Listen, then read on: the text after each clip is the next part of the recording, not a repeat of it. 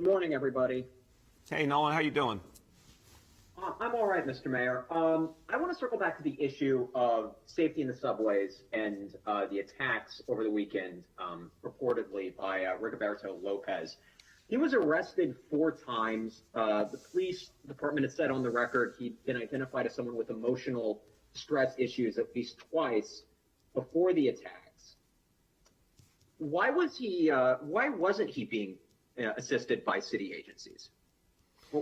Where did things fall through? Well, I want to know more for sure, Nolan. I've talked about this over the last day or two. You know, the initial information that we have received suggests that the situation did not sound the kind of alarms that we have seen in some other cases where someone was clearly diagnosed with a mental health issue, not just indicated by an individual officer, but diagnosed with a mental health issue or had a history of a specific violent act. Those situations are supposed to set off specific alarms with specific follow-through actions. I'm waiting for the full results of the review of what happened in this case.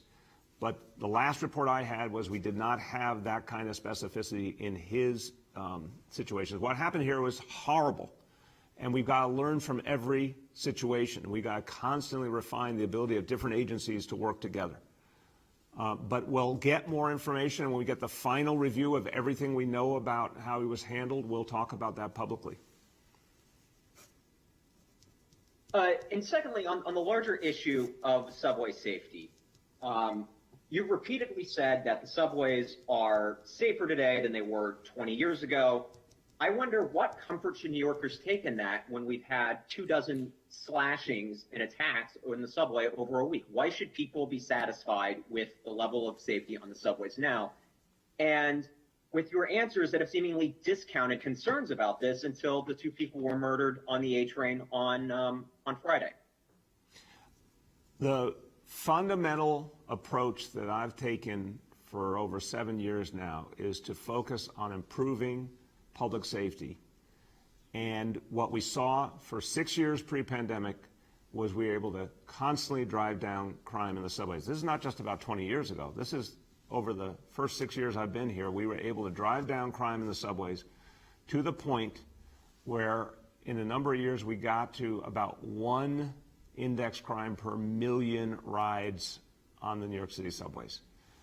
Anyone who experienced that knew that we had gone to a much better place than where we were, even a few years earlier, certainly than we were back 10 and 20 years ago. That proves the ability of this city and the NYPD to keep people safe, and we're going to do it again. We've gone through a massive, massive disruption because of the pandemic, but we're now surging close to 600 officers into the subway system to make sure people see their presence, are supported by them, that the situation is safe. That's going to bring us up to a very high level of presence by NYPD in the subways.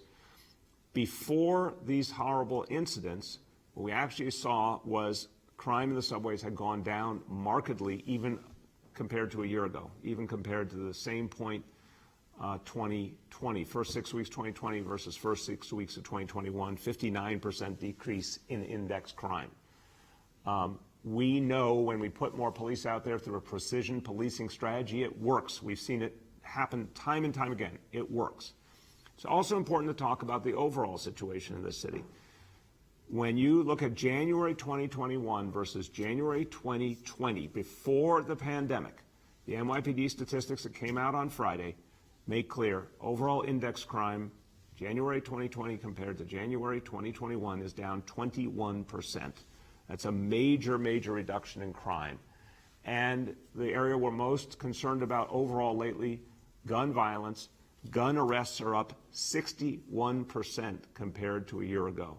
So NYPD is out there aggressively, energetically addressing safety concerns. We're going to do the same thing we've done at every point since CompStat was developed in 1994. We're going to identify a problem, address it, and show people it can be turned around. That will happen as well in the subways. Go ahead, Nolan. Did he have two? No, I'm sorry, I miscounted.